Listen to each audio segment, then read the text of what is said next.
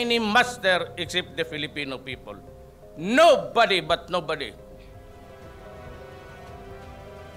You must be respectful. Do not just throw away questions and statements. Following President Duterte's landslide victory in the 2016 elections, his administration immediately implemented its centerpiece program, which aimed to usher the country into the so-called golden age of infrastructure by spending approximately 9 trillion Philippine pesos on roads, bridges, and transportation systems over the next 5 years and until his term end this year. The ambitious program gave birth to the government's Build, Build, Build project, which aims to increase public infrastructure spending to around 7.3% of GDP by the end of the Duterte administration, up from an average of 2.9% during the previous administration. As of July 2021, 214 airport projects, 451 commercial, social, and tourism port projects, 29,264 kilometers of roads, 5,950 bridges, 11,340 flood control projects, 222 evacuation centers, and 150,149 classrooms had been completed under the infrastructure program.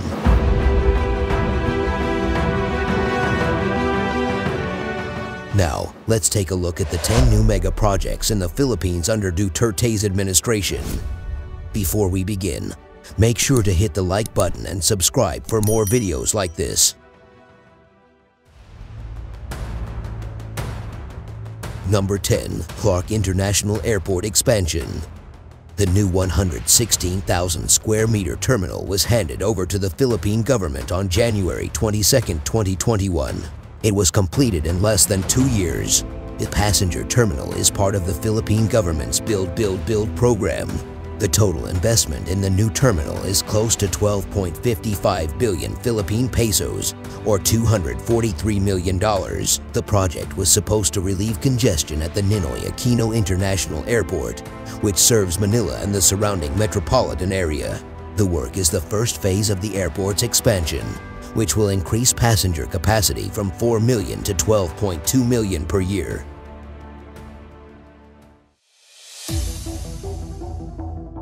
Number 9. New Manila International Airport. Also known as Bulacan International Airport, is a proposed international airport on the coast of Bulacan, 35 kilometers north of Manila. San Miguel Corporation proposed the project, which will aid in the decongestion of Ninoy Aquino International Airport. The airport is part of the Duterte administration's flagship infrastructure program. The proposed airport will be built on a 2,500-hectare coastal property as part of a 12,000-hectare township that will also include a residential zone, government center, seaport, and industrial zone. The 735.63 billion Philippine pesos airport development will include a passenger terminal building, airside and landside facilities, and an airport toll road and railway. The project's first phase of construction, which includes 2 runways and terminal buildings, began on October 14, 2020 and is expected to be completed by 2026.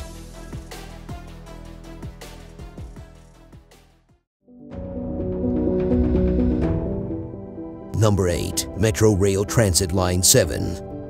Also known as MRT Line 7 or MRT7, is a rapid transit line in the Philippines that is currently under construction. The line will be 22.8 kilometers long when completed, with 14 stations. The line runs northeast-southwest from San Jose del Monte, Bulacan, to the North Triangle Common Station on North Avenue in Quezon City. The line will run through Metro Manila, passing through Quezon City and Caloocan, and is expected to boost business and commerce at its intermodal terminal station in San Jose del Monte, Bulacan. The MRT7 project is expected to cost 62.7 billion Philippine pesos, with additional plans for capacity expansion to accommodate a possible increase in passenger ridership in the future.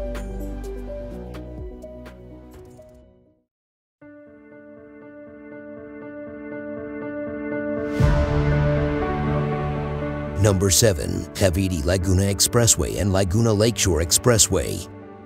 The Laguna Lakeshore Expressway dike is a proposed expressway in the Philippines that will run from Taguig in Metro Manila to Calamba and Los Baños in Laguna de Bay. The project will include the construction of a 47-kilometer-long 6-lane dike, as well as bridges, pumping stations, and ancillary floodgates. The project also includes the reclamation of 700 hectares west of and adjacent to the expressway dike in Taguig and Muntinlupa, separated from the shoreline by a 100 to 150-meter channel.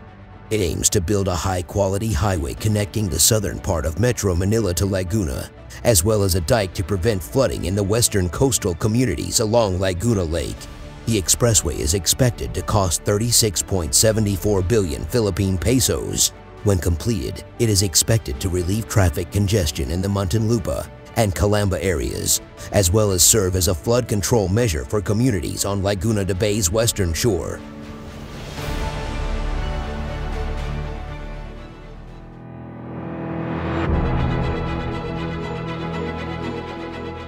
Number 6. Mindanao Railway. The Mindanao Railway project, formerly known as the Trans-Mindanao High-Speed Railway, is a proposed intercity rail system in Mindanao, the Philippines' southernmost major island. The line was originally proposed in 1936 as part of Manuel L. Quezon's efforts to strengthen the Commonwealth government's presence in Mindanao against the rising influence of Imperial Japan prior to World War II, but it was shelved. Other proposals and studies were made in the 1950s, 1990s, and 2000s, but they never came true. The current line's development began in 2018, with construction scheduled to begin in late 2021. It will be built as a single-track standard gauge system initially, with diesel-powered rolling stock, but with provisions for upgrading to double-track and electrification via overhead lines. In its current form, the system will be built as a 1,544 kilometers long network with a total track length of 2,278 kilometers, with the centerpiece being a circumferential main line connecting some of the island's major cities. The first phase will be the Tagum-Digos segment of the circumferential main line, which will be built first. This segment will be partially operational by 2022, with full operation beginning in 2024. The Mindanao Railway Phase 1 is one of the major infrastructure projects to be funded by Chinese government official development assistance loans. The remaining 17 segments will be built between Phases 2 and 10, with a completion date between 2032 and 2037.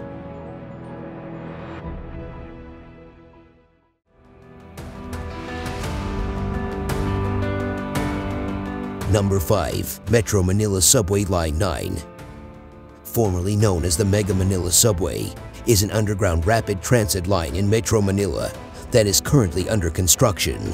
The 36-kilometer line will run north-south between Quezon City, Pasig, Makati, Taguig, and Pasay, serving 15 stations between the Quirino Highway and FTI stations. It will also be the country's second direct airport rail link, with a branch line connecting to Ninoy Aquino International Airport. Construction began on February 27, 2019, and is scheduled to be completed by 2025.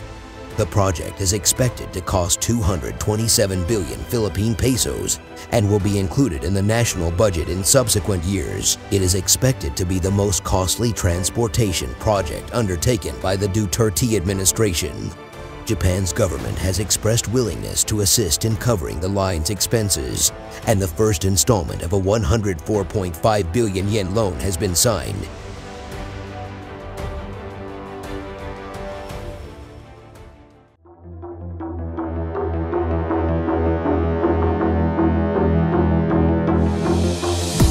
Number 4. North-South Commuter Railway. The North-South Railway project is a proposed railway line connecting Metro Manila, the Philippines' national capital region, and Legazpi City, the capital of Albay Province. The project is part of the government of the Philippines' goal of catalyzing economic and urban growth in the island's most populous regions by providing critical connectivity via a world-class passenger rail service, a commuter rail or North-South Commuter Railway of 56 kilometers in length, and a long-haul passenger rail service of 653 kilometers between Metro Manila and the underserved regions of South Luzon in February 2015. The National Economic and Development Agency Board of Directors approved it. An extension of the NSCR was approved in November 2018 for the development of a 147 kilometers commuter rail with an estimated investment of 777.55 billion Philippine pesos. The first phase of the 38-kilometer commuter rail project between Tutuban and Manila and Malolos and Bulacan began in February 2019. The first phase is expected to begin operations in 2021 at a cost of $2.88 billion. The proposed line will carry out 10 daily trips with 7 train sets and pass through 66 stations. In its first year of operation, it is expected to carry 316,000 passengers per day. It is expected that approximately 44,000 public and private vehicle users will switch to the new railway service. This project is expected to reduce travel time between Malolos and Tutuban to 35 minutes, even during rush hour, while also providing dependable, timely, and consistent service.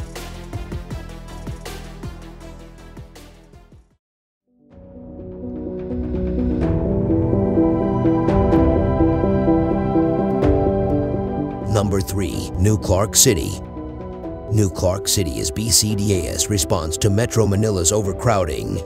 New Clark City, masterfully laid out and highly connected, with mixed-use developments and an integrated transportation system, will provide unrivaled potential for the Philippines, its neighbors, and its investors to become a global economic force. New Clark City is a planned community in Tarlac Province that is currently under construction within the Clark Special Economic Zone in the towns of Bamban and Capas. It covers approximately 9,450 hectares and can house up to 1.2 million people. The Bases Conversion and Development Authority owns and manages it. The project was named Clark to attract potential investors in the area. This naming decision was made despite the fact that it is located in Tarlac rather than Pampanga, as the latter is more well known to foreign investors. During the Duterte administration, the planned city was renamed New Clark City from Clark Green City.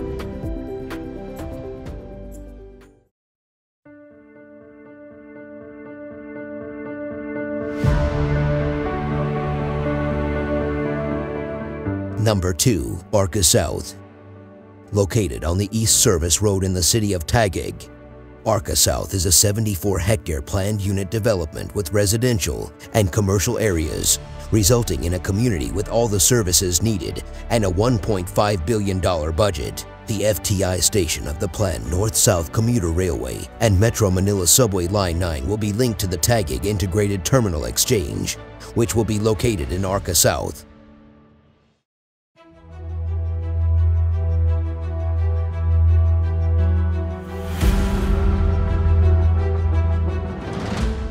Number 1. Subic-Clark Cargo Railway.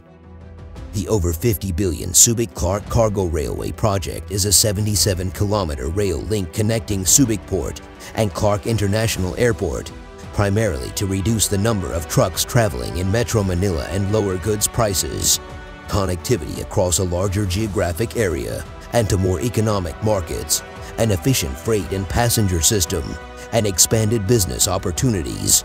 The project also aims to improve Subic Port utilization and complement Clark Airport operations, because connecting the region's premier seaport and airport by rail is considered a very strategic move.